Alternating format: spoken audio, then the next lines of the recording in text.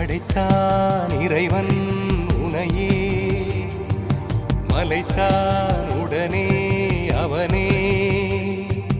அழகை படைக்கும் திறமை முழுக்க உன்னுடன் சார்ந்தது, என் விழி சேர்ந்தது. விடிய விடிய மடியில் கிடக்கும் பொன்வினை உன்மேனி மீட்டட்டும் என் மேனி. இறைவினில் வந்து கலந்திடு, வீரல் பட மெல்ல காணிந்திடு.